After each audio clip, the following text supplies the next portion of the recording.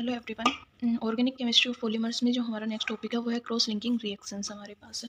देखो, cross linking of polymer हमारे पास होता क्या है। सबसे पहले जब भी हमारे पास जो लीनियर पॉलीमर चेन है उसके बीच में अगर कोवेलेंट और हाइड्रोजन बॉन्ड के बीच में ब्रिजिंग फॉर्म हो और एक 3 डायमेंशनल नेटवर्क हमें मिले तो उसे हम क्या कहते हैं, क्रॉस लिंकिंग कहते हैं। और जो ये क्रॉस लिंकिंग है ये क्या होती है हमारी ड्यूरिंग पॉलीमराइजेशन हमारे पास होती है। अगर जैसे एग्जाम्पल हम लें तो क्या हो सकता है, जैसे स्टायरिन जो है ये पॉलीमराइज होता है with small amount of divinyl benzene हमारे पास, ठीक है। तो यहाँ पर क्या हो जाएगी, एक तरीके से कोवेलेंट और हाइड्रोजन बॉन्ड के बीच में ब्रिजिंग होकर यहाँ पर क्या फॉर्म हो रही है, हमारे पास क्रॉस लिंक्ड पॉलीमर फॉर्म हो रहा है हमारा।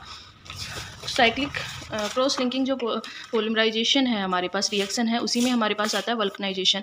वल्कनाइजेशन मेनली होता क्या है कि जब हमारे पास क्या हो, नेचुरल और जो सिंथेटिक रबर हमारे पास है उसके अंदर जब क्रॉस लिंकिंग हमारे पास होती है तो उसे हम क्या कहते हैं, वल्कनाइजेशन कहते हैं। मेनली जो वल्कनाइजेशन की जो डिस्कवरी हुई थी वो गोडियर ने की थी 1839 के अंदर। और मेनली इसने क्या किया था, जो हमारे पॉलीआइसोप्रीन जो है हमारा, ठीक है, उसके ऊपर क्या किया था, सल्फर मोलिक्यूल की क्रॉस लिंकिंग करवाई थी हमारे पास, ठीक है। वल्कनाइजेशन की अगर हम बात करें तो ये रबर टेक्नोलॉजी में सबसे ज़्यादा यूज की जाती है। और अगर हम देखें तो वल्कनाइजेशन जो है अलग अलग हमारे जो मोलिक्यूल हैं उनकी साथ करवाई जाती है। जैसे वल्कनाइजेशन बाई सल्फर, अगर बाई सल्फर की हम बात करें तो पॉलीब्यूटाडाइन हम लेंगे, ठीक है, और उसमें सल्फर की हम क्या कराएंगे, सल्फर के थ्रू हम क्या करवाएंगे, वल्कनाइजेशन करवाएंगे। मीन्स मेनली क्या करेंगे, हम क्रॉस लिंकिंग करवाएंगे यहाँ सल्फर के थ्रू।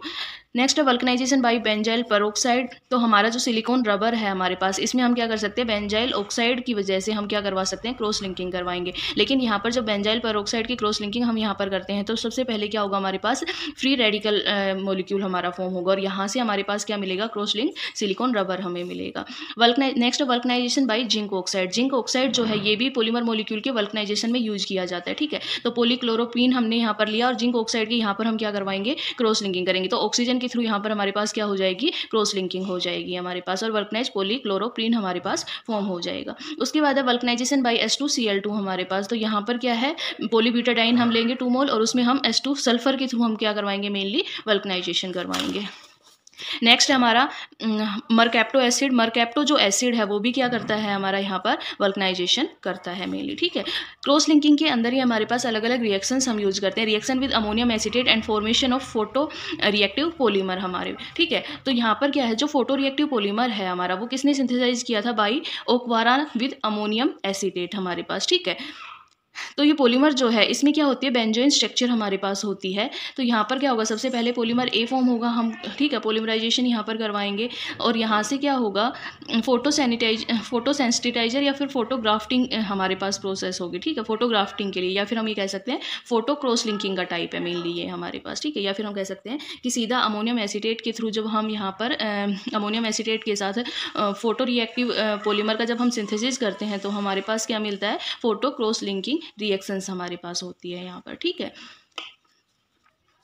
ये रिएक्शन करके दिखाई हुई है हमारे पास, ठीक है। पॉलीमराइजेशन हमने कंपाउंड लिया, इसका पॉलीमराइजेशन किया तो ये हमारा क्या होगा, पॉलीमर फॉर्म हुआ, एक तरीके से क्रॉस लिंकिंग हमारे पास हो रही है। और ये क्या है, हमारा फोटो सेंसिटाइजर हमारे पास फॉर्म हुआ। इसके बाद हम इसे क्या करेंगे, जो बी हमारा फॉर्म हुआ है, ठीक है, ये इंटेंस फ्लोरोसेंट पर्पज़ के लिए यूज किया जाता है। या फिर जो ये है हमारे पास फोटो सेंसिटाइजर हमारा, या फिर फोटोग्राफ्टिंग वगैरह इन सब के लिए यूज होता है हमारे पास। उसके बाद है रिएक्शन विद निकल कार्बन कंपाउंड हमारे पास।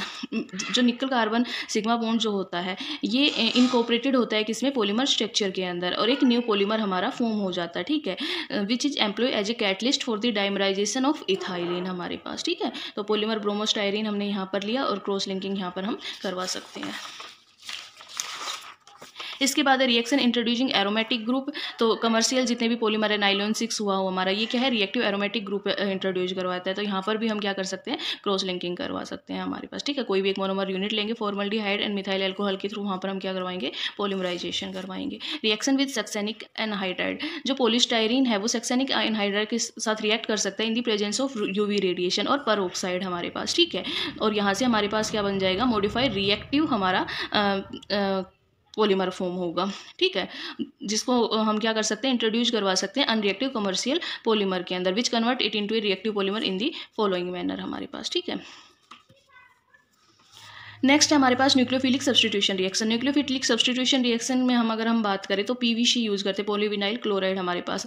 तो क्या करेंगे, chlorine in polyvinyl chloride can be achieved by heating it with an dialkyl thiocarbonate, ठीक है, in the presence of dimethyl carbamate हमारे पास। तो यहाँ पर हमारे पास भी क्या हो जाएगी, क्रॉस लिंकिंग हो जाएगी यहाँ पर, ठीक है। The chlorine item of PVC can be substituted by a weak nucleophile such as azide in the following manners.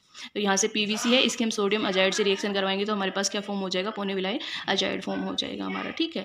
और जो हमारा पॉलीविनाइल अजाइड है हमारा, ये इसका रिडक्शन करके हम क्या कर सकते हैं, किसी भी रिड्यूसिंग एजेंट के, जैसे लिथियम एल्यूमिनियम हाइड्राइड ले लिया तो हम क्या फॉर्म कर सकते हैं, पॉलीविनाइल अमाइन हम फॉर्म कर सकते हैं, सॉरी। तो ये आप लोगों की थी cross linking reaction.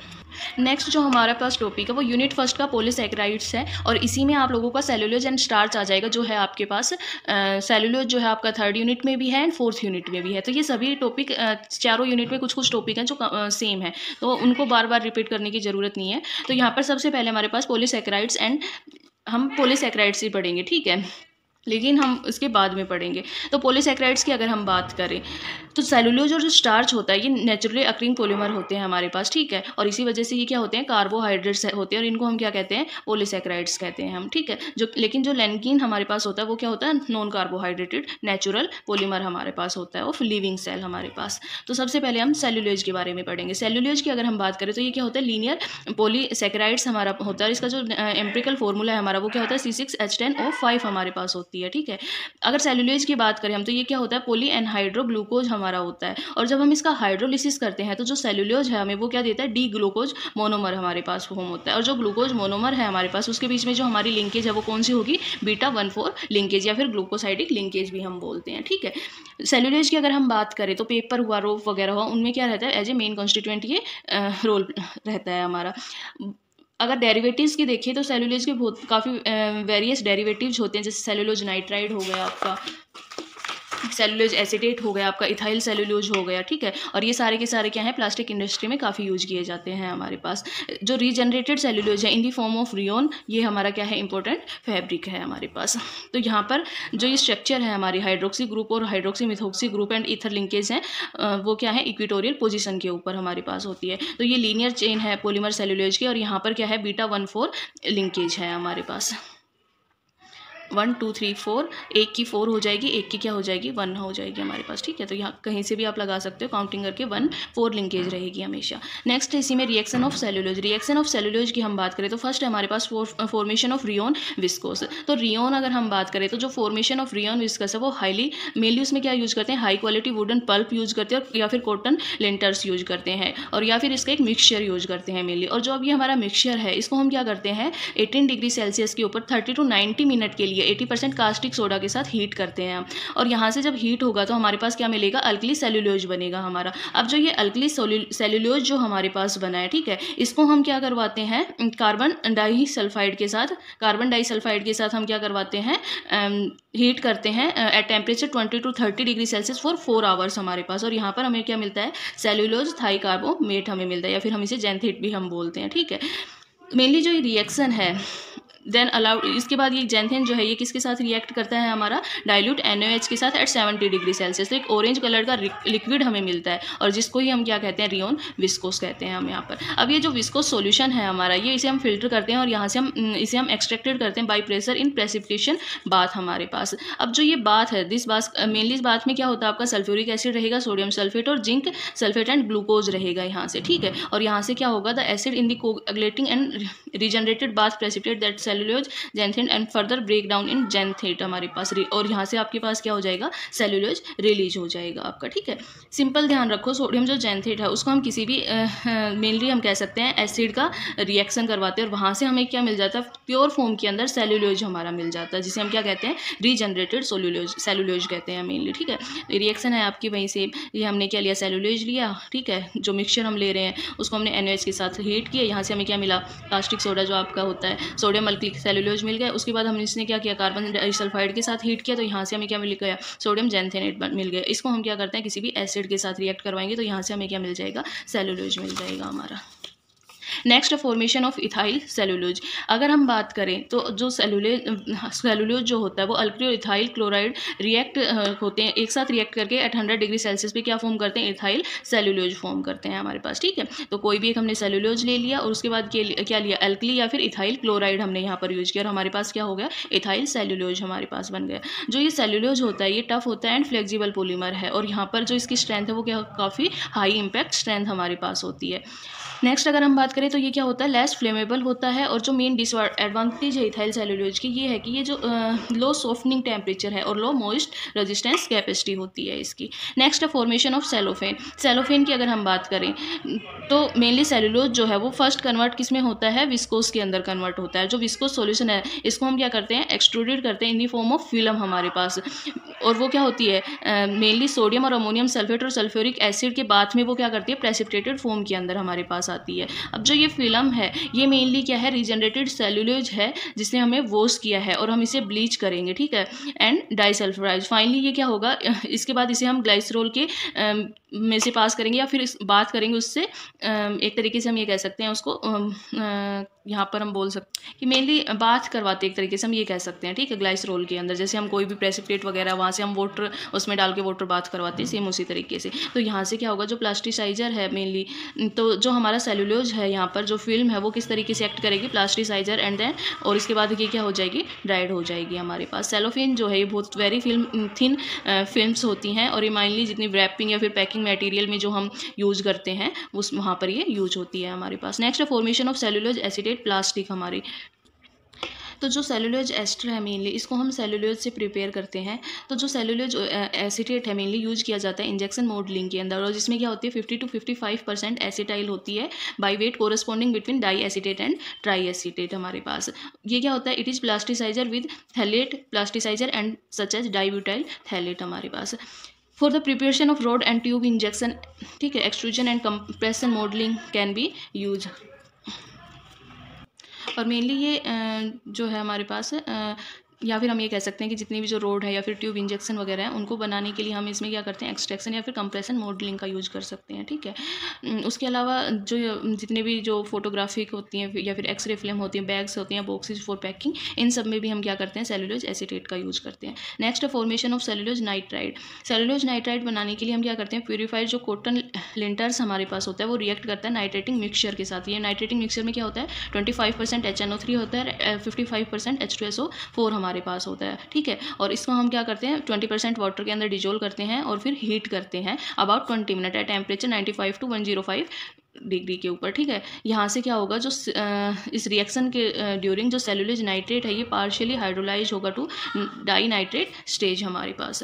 Next formation of cellulose acid butyrate हमारा। दो सेलुलोज एस्टर जो कंटेंट जिसमें क्या रहता है 30% एसिटाइल रहता है एंड 75% ब्यूटाइल कंटेंट होता है हमारे पास, ठीक है। और मेनली क्या होता है, जो इंजेक्शन मॉडलिंग वगैरह मटेरियल है उसमें ये यूज किया जाता है। उसके बाद मेनली इसे हम क्या कर सकते हैं, रेडली प्लास्टिसाइज कर सकते हैं। इसको हम सेलुलोज एसीटेट से ईजिली क्या कर सकते हैं, प्लास्टिसाइज कर सकते हैं, ठीक है। नेक्स्ट अगर हम बात करें तो ये क्या होता है, हाई इंपैक्ट स्ट्रेंथ होती है इसकी, हाईयर मॉइस्चराइजर रेजिस्टेंस होता है, गुड स्टेबिलिटी होती है। और क्या होता है, जितने भी जो ऑर्गेनिक सोलवेंट है उनमें ये क्या रहेगा, सोल्यूबल रहेगा हमारे पास, ठीक है। उसके अलावा जितनी भी जो मोशन पिक्चर वगैरह की जो फिल्म वगैरह होती हैं, ठीक है, उन सब में या फिर ऑटोमोबाइल्स पार्ट वगैरह में हम क्या करते हैं, इसका यूज करते हैं। नेक्स्ट जो हमारे पास टॉपिक है वो है स्टार्च। स्टार्च की अगर हम बात करें तो ये क्या होता है, ये भी एक पॉलीसैकेराइड्स होता है, लेकिन कैसा होता है, ब्रांच पॉलीसैकेराइड्स होता है, ठीक है। उसके स्टार्च भी क्या है, ब्रांच्ड पॉलीसैकेराइड है और मेनली ये क्या रहता है, प्लांट के अंदर रिजर्व्ड फूड मटेरियल हमारा होता है। अगर हम बात करें स्टार्च की तो मेनली जो पोटैटो है और ग्रेन्स जितने भी होते हैं उन सभी में क्या रहता है, स्टार्च हमारा प्रेजेंट होता है। अब अगर हम देखें तो स्टार्च जो है मेनली ये 2 टाइप के पॉलीमर शो करता है, ठीक है। पॉलीमर यहाँ इसमें रहते हैं, वो टाइप जो है इन दोनों का मोलिकुलर वेट और जो स्ट्रक्चर है वो क्या रहती है, अलग अलग रहती है। तो फर्स्ट हमारे पास अमाइलोस एंड सेकेंड है अमाइलोपेस्टिन हमारे पास। अमाइलोस क्या होता है, मेनली अमाइलोस जो है ये लीनियर पॉलीहाइड्रोग्लूकोज हमारा होता है, ठीक है। और यहाँ पर क्या होता है, जो ग्लूकोज यूनिट है इसमें जो लिंकेज होती है ग्लूकोज यूनिट की वो किसके थ्रू होती है, अल्फा 1,4 लिंकेज के थ्रू ज्वाइन होते हैं हमारे पास। और ये 1,4 लिंकेज, अल्फा 1,4 लिंकेज की वजह से जो ये अमाइलेज जो है हमारे पास ये क्या रहते हैं, हाईली फ्लेक्सिबल रहते हैं टू चेन, और इसकी वजह से ये क्या करते हैं, कोयल कॉन्फ़िगरेशन को भी अडॉप्ट कर सकते हैं हमारे पास। दूसरा जो मोलिकुलर वेट है अमाइलोज मोइटी का, वो हमारा कितना रह सकता है, 10,000 to 4 lakhs के बीच में हमारे पास हो सकता है। ठीक है, तो ये हमारे पास अमाइलेज की स्ट्रक्चर है, जहाँ पर क्या होगा, जो ग्लूकोज यूनिट है वो आपस में क्या होगी, अल्फा 1,4 लिंकेज के थ्रू अटैच रहेगी हमारे पास। ठीक है, और ये क्या है, इसकी लीनियर चेन है। उसके बाद है अमाइलोपेस्टिन। अमाइलोपेस्टिन की बात करें तो ये क्या अदर फ्रैक्शन ऑफ स्टार्च है हमारे पास, और इसमें जो लिंकेज होती है वो क्या होती है, अल्फा 1,4 लिंकेज होती है, या फिर अल्फा 1,6 लिंकेज हमारे पास होती है ग्लूकोज यूनिट के अंदर। ठीक है, मेनली ये क्या होता है, ब्रांच पोली एन हाइड्रोग्लूकोज यूनिट होता है, और जो क्या होता है, ज्वाइंट होता है, which is joint to the main linear chain by both alpha 1,4 and alpha 1,6। देखो ये तो हमारा क्या हो गया, यहाँ तक तो ये तो हमारा अमाइलोस हो गया एक तरीके से। ठीक है, यहाँ पर क्या है, अमाइलोस में जो ग्लूकोज यूनिट है, ठीक है, वहाँ पर एक क्या रहेगी, पोली एनहाइड्रोग्लूकोज जो ब्रांच है वो अटैच रहेगी, और ये जो यहाँ पर जो क्रॉस लिंकिंग हमारी हो रही है या फिर जो लिंकेज हो रही है वो कौन सी रहेगी, यहाँ पर तो जो इन ग्लूकोज यूनिट के बीच में जो लिंकेज है वो तो 1,4 लिंकेज है हमारा, लेकिन जो ये लिंकेज है ये कौन सी हो सकती है, या तो 1,4 लिंकेज होगी या फिर 1,6 लिंकेज हमारे पास होगी। ठीक है, मोलिकुलर वेट की बात करें तो इसका मोलिकुलर वेट कितना होता है, 10,000 तक हमारे पास हो सकता है। स्टार्च की अगर हम बात करें तो कहाँ कहाँ पर ये यूज होता है, टेक्सटाइल हो गया, पेपर हो गया, लॉन्ड्री इंडस्ट्री, इन सभी में हम स्टार्च का यूज करते हैं। ठीक है, उसके अलावा पेपर बोर्ड हो गया, एडेसिव फॉर पेपर हो गया, इन ब्रेवरी एज रॉ मटेरियल, और फूड इंडस्ट्री में भी हम क्या करते हैं, इसकी वेरियस फॉर्म का यूज करते हैं। ठीक है, it's fine use as a thickener and gelling agent for soaps and many desserts हमारे पास। ठीक है, तो ये हमारा था स्टार्च यहाँ पर। नेक्स्ट जो हमारा टॉपिक है वो है पॉलीमिथाइल मैथ एक्राइलेट हमारे पास। अगर हम इंट्रोडक्शन की बात करें मेनली, तो जितने भी जो इनिशियल रिसर्चर वगैरह हुए थे, जितने भी एसाइक्लिक पॉलीमर में जो रिसर्च हुई थी वो सब के सब क्या थे, ज़्यादा पॉली एक्राइलेट के बारे में हुई थी देन पॉलीमिथाइल एक्राइलेट हमारे पास। ठीक है, तो जो फर्स्ट एसाइक्लिक पॉलीमर फॉर्म हुआ था कमर्शियली, जो फर्स्ट एसाइक्लिक पॉलीमर हमारा फॉर्म हुआ था वो कौन सा था, पॉली मिथाइल एक्राइलेट हमारे पास। ठीक है, अगर हम यहाँ पर बात करें इनकी एप्लीकेशन की, तो कुछ ही एन अल्काइल मैथ एक्राइलेट है हमारे पास, जो जिनकी क्या होती है, कमर्शियल एप्लीकेशन हमारे पास होती है। ठीक है, अगर हम यहाँ पर बात करें तो जो इम्पोर्टेंट है, सबसे ज़्यादा जो एसाइक्लिक पॉलीमर जो इम्पोर्टेंट है हमारा, जो जिस सबसे ज़्यादा एप्लीकेशंस में यूज़ किया जाता है वो हमारा कौन सा, पॉलीमिथाइल मैथ एक्राइलेट हमारे पास। और यहाँ ये क्यों ज़्यादा यूज़ किया जाता है, क्योंकि इसकी जो सॉफ्टनिंग पॉइंट और जो स्ट्रेंथ है वो क्या होती है, काफ़ी हाई होती है, और इसी वजह से सबसे ज़्यादा एप्लीकेशंस में यूज़ किया जाता है हमारा। ठीक है, अगर हम बात करें तो मेनली सेकेंड वर्ल्ड वार के थ्रू जितनी भी जो एयरक्राफ्ट गेयरिंग वगैरह बनाए गए थे उसमें पॉलीमिथाइल मैथ एक्राइलेट का यूज किया गया था हमारे पास। ठीक है, उसके अलावा सीट मटेरियल बनाने के लिए, या डिस्प्ले साइन हो गया, लाइटिंग फिटिंग हो गई, या फिर बाथरूम फिटिंग्स वगैरह, तो उस सब में भी क्या होता है, पॉलीमिथाइल मैथ एक्राइलेट का यूज होता है हमारे पास। उसके बाद है मोनोमर सिंथेसिस। अगर सिंथेसिस की बात अगर हम करें तो हमारे पास क्या होता है, ये एसीटोन से प्रिपेयर होता है, चेन से रिएक्शन करवाएंगे। ठीक है, और यहाँ पर जब हम इसे हीट करते हैं तो यहाँ से हमें क्या मिलेगा, मेथाइल मैथा एक्राइलेट हमें यहाँ पर मिलता है। यहाँ से O ग्रुप हमारा क्या हो जाएगा, यहाँ पर तो OH हाइड्रोजन ऑक्सीजन के साथ चला जाएगा, और CN डायरेक्ट कार्बन से बॉन्ड करेगा। इसके बाद कंसनट्रेटेड H2SO4 के साथ हम इसे हीट करेंगे तो यहाँ से आपका और देन CH3OH के साथ हम इसे हीट करेंगे तो हमें क्या मिल जाएगा, मिथाइल मैथ एक्राइलेट हमें मिल जाएगा हमारा। ठीक है, उसके अलावा अगर मिथाइल मैथा एक्राइलेट की अगर हम बात करें तो हम इसे स्टीम डिस्टिलेशन के थ्रू सेपरेट आउट कर सकते हैं, या सिंपल डिस्टिलेशन के थ्रू हम इसे क्या कर सकते हैं, प्योरीफाइड भी कर सकते हैं हमारे पास। मेनली ये कैसा होता है, कलरलेस लिक्विड होता है। ठीक है, और इसका जो ऑर्डर होगा वो कैसा होता है, स्वीट ऑर्डर होता है। बॉइलिंग पॉइंट 100 डिग्री सेल्सियस हमारे पास होता है। ठीक है, और यूज हम कहाँ करते हैं, सिपिंग वगैरह एंड स्टोरेज, हाइड्रोक्विनोन और पर मेथोऑक्सीफिनोल क्या है वो कॉमनली ऐड होते हैं एज ए इनहिबिटर हमारे पास इसमें। ठीक है, उसके बाद है प्रिपरेशन ऑफ द पॉलीमर। अगर मिथाइल मैक्राइलेट का जो पॉलीमराइजेशन होता है ये मेनली बल्क सॉल्यूशन या सस्पेंशन या अमल्सन टेक्निक्स के थ्रू हमारे पास होता है। ठीक है, लेकिन काफ़ी अच्छी यील्ड के लिए हम mainly bulk and suspension polymerisation का इसमें यूज करते हैं। ठीक है, उसके बाद फर्स्ट है bulk polymerisation.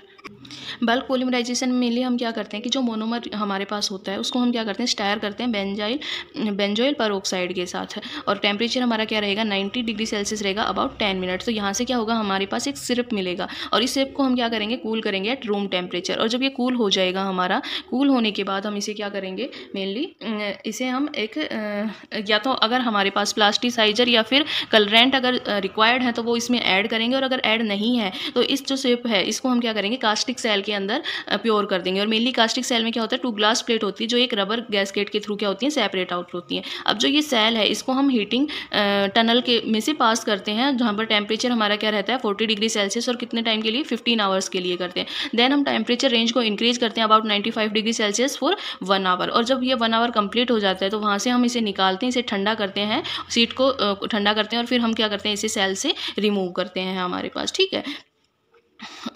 Denter are normally made from a polymer monomeric dough in a plastic mould हमारे पास। नेक्स्ट है सस्पेंशन पॉलीमराइजेशन। सस्पेंशन पॉलीमराइजेशन की बात करें हम तो मेनली जो इंजेक्शन मॉडलिंग या फिर एक्सट्रैक्शन ग्रेड्स ऑफ पॉलीमर है तो वहाँ उनमें हम मेनली क्या करते हैं, मिथाइल मेथाक्राइलेट का पॉलीमराइजेशन सस्पेंशन पॉलीमराइजेशन के थ्रू करते हैं हम, ठीक है। उसके अलावा जितने भी जो डग फॉर डेंटर वगैरह बनाने के लिए भी हम क्या करते हैं, सस्पेंशन पॉलीमराइजेशन का यूज करते हैं मेनली। पॉलीमराइजेशन की अगर हम बात करें तो इसमें क्या होता है, एक बाथ वाइज, तो पॉलीमराइजेशन में हम सबसे पहले क्या करते हैं, हमारे पास बाथ वाइज एक रिएक्टर जैकेटेड होता है, और इसमें हम इसे क्या करते हैं, हीट करते हैं, देन कूल करते हैं हमारे पास, ठीक है। तो जो रिएक्टर है हमारा, ये क्या होता है, इस रिएक्टर के अंदर जो प्रेशर है हमारा, इसके साथ 0.03 to 0.4 मेगापास्कल हमारे पास प्रेशर होता है। इसके साथ इस प्रेशर को हम कह सकते हैं सिंपली अच्छे से कैपेबल विद स्टैंडिंग होता है, या फिर हम कह सकते हैं जो मेनली ये प्रेशर है इसको अच्छे से क्या कर सकता है, मेनली कंट्रोल कर सकता है, हम ये कह सकते हैं, या फिर विद स्टैंड है हमारे पास, ठीक है। देखो सिंपल सा रखो यहाँ पर, मेनली जो सस्पेंशन पॉलीमराइजेशन होता है उसमें जो रिएक्टर जैकेट हमारे पास होती है उसको हम क्या करते हैं, मेनली बैच वाइज स्टर्ड करते हैं और देन उसे हीट एंड कूल करते हैं, ठीक है। अलग अलग हमारे पास बैचेज रहते हैं, चैम्बर टाइप रहता है, और उसमें हम कंपाउंड डाल के, मिक्सचर डाल के, और वहाँ पर हम उसे हीट करेंगे देन कूल करेंगे, ठीक है। अब यहाँ पर क्या होगी, जो रिएक्शन हमारे पास कैरी होगी इन जो रिएक्टर जैकेटेड जो हैं उनके अंदर हम क्या करेंगे, उन रिएक्शन जो होगी वो क्या होगी, नाइट्रोजन की प्रेजेंस में होगी, ठीक है। और जो मिक्सचर है हमारा इसको हम क्या करेंगे, 18 डिग्री सेल्सियस तक हीट करेंगे। लेकिन जो यहाँ पर पॉलीमराइजेशन के ड्यूरिंग जो रिएक्शन हमारी हो रही है वो क्या है, एक्जोथर्मिक है हमारे पास, और इस वजह से जो टेम्परेचर है हमारा वो राइज होकर कितना हो जाएगा, 130 डिग्री सेल्सियस तक हमारे पास हो जाएगा, ठीक है। तो जो अगर टेम्परेचर इंक्रीज हो रहा है मीन्स क्या हो रहा है, जो पॉलीमराइजेशन है हमारा वो क्या हो रहा है, रैपिड हो रहा है, और ये कंप्लीट हो जाएगा अबाउट 1 आवर हमारे पास, ठीक है। तो उसके बाद हम सस्पेंशन को क्या करते हैं, ठंडा करते हैं, देन उसे हम क्या करते हैं, एसिडिफाई करते हैं विद सल्फ्यूरिक एसिड। और जब हम इसे सल्फ्यूरिक एसिड के साथ एसिडिफाई करेंगे मेनली, तो यहाँ से क्या होगा, जितने भी जो सस्पेंडिंग एजेंट है, जो इम्प्योरिटी है हमारी, वो क्या हो जाएगी, हमारी रिमूव हो जाएगी हमारी, ठीक है। और उसके बाद हम क्या करेंगे कि जो हमारे बीड्स जो बने, क्योंकि सस्पेंशन जब मैंने होमोजीनियस और हेट्रोजीनियस सिस्टम में मैंने एक्सपेंशन एंड सस्पेंशन दोनों करवाए थे, तो वहाँ पर मैंने आप लोगों को बताया था कि सस्पेंशन मेनली क्या होते हैं, बीड्स या पर्ल बनते हैं हमारे पास। तो यहाँ से जो बीड्स हैं पॉलीमर के वो कहाँ होंगे, फिल्टर्ड ऑफ करेंगे उसको, और वो किससे वॉश करेंगे, वाटर से वॉश करेंगे, और फिर इसे 18 डिग्री सेल्सियस एयर के ऊपर हम इसे क्या करेंगे, ड्राई करेंगे हमारे पास, ठीक है। और जो ये ड्राई बीड्स जो हमारे फॉर्म हुए हैं इसको हम क्या करते हैं, मोल्डिंग के अंदर यूज करते हैं विदाउट एनी फर्दर ट्रीटमेंट, और they can be compound with addictive हमारे पास, ठीक है। अगर इसका मोलिकुलर वेट की बात करें, जो सस्पेंशन पॉलीमिथाइल मेथाक्राइलेट जो होता है इसका जो एवरेज मोलिकुलर वेट होता है वो कितना होता है हमारा, 16,000 के अप्रोक्स होता है हमारे पास। उसके बाद है next properties and application. Properties and application की बात करें तो मेनली जो पॉलीमिथाइल मेथाक्राइलेट जो होता है ये हार्ड होता है, रिजिड ट्रांसपेरेंट सब्सटेंस होता है हमारे पास, ठीक है। अगर हम देखें तो ये पॉलीस्टाइरीन से क्या होता है, टफ होता है, लेकिन बाकी जो पॉलीमर है उनसे क्या रहता है, लेस टफ होता है हमारे पास, ठीक है। उसके अलावा अगर हम बात करें इंपॉर्टेंट फीचर जो है वो है इसकी क्लियरिटी, कि इसमें इम्प्योरिटी जो है वो बहुत कम होती है, और उसके अलावा जो visible light, very little visible light को ये क्या कर सकता है, एब्जॉर्ब कर सकता है मेनली हमारे पास, ठीक है। नेक्स्ट है पॉलीमिथाइल मेथाक्राइलेट जो होता है ये पोलर मटेरियल होता है, और क्या रहता है, हाई, इसका जो डाइलेक्ट्रिक कॉन्स्टेंट होता है वो कैसा होता है, हाई होता है, और इसी वजह से ये क्या है, गुड इलेक्ट्रिकल इंसुलेटर की तरह काम करता है हमारे पास, ठीक है। अगर हम बात करें तो फ्री रेडिकल पॉलीमराइजेशन के थ्रू जो पॉलीमर फॉर्म किया जाएगा हमारा, वो हमारा क्या होता है, अमोर्फस होता है हमारे पास, और ये क्या होता है, जितने भी जो एरोमेटिक हाइड्रोकार्बन हुए जैसे बेंजीन हो गया, टोलिन हो गया, इन सब में क्या रहता है, सोल्यूबल होता है। उसके बाद जो क्लोरोनेटेड हाइड्रोकार्बन है जैसे उसके अलावा क्लोरोफॉर्म हो गया, उसमें भी ये क्या रहता है, सोल्यूबल होता है हमारे पास। इथाइल एसीटेट हो गया, अमाइल एसीटेट, इनमें ये क्या रहता है, सोल्यूबल होता है हमारे पास। उसके बाद वाटर हो गया, अल्कली हो गया, या फिर एक्वस इनऑर्गेनिक सोल्ट, या फिर मोस्ट डाइल्यूट एसिड जितने भी होते हैं उनके अगेंस्ट ये क्या करता है, गुड रेजिस्टेंस शो करता है टू अटैक वाटर हो गया, अल्कली, या फिर जितने भी डाइल्यूट एसिड वगैरह हो गए उन सब के अगेंस्ट हमारे पास, ठीक है। उसके अलावा जो हाइड्रोलिसिस है हमारे पास उसके अगेंस्ट भी क्या है, much better resistance to hydrolysis than polymethyl acrylate हमारे पास, ठीक है। उसके अलावा अगर हम बात करें तो ये क्या होता है, गुड आउटडोर वेदरिंग होती है हमारे पास। तो और जो पॉलीमर है ये सुपीरियर है मैनी अदर थर्मोप्लास्टिक हमारे पास, ठीक है। और जब हम इसे हीट करते हैं, ग्लास ट्रांजिशन टेम्परेचर TG से अबव अगर हम इसे हीट करते हैं तो ये कैसा हो जाता है, रबरी हो जाता है और डिकम्पोज हो जाएगा कितने पे, 200 डिग्री सेल्सियस के ऊपर हमारे पास, ठीक है।